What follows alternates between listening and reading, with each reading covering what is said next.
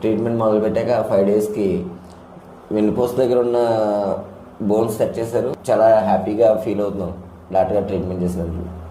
ధన్యవాదాలు. ఈ చెయ్యికి 3 వేళ్ళు కూడా బాగా షేక్ వచ్చేసేయండి.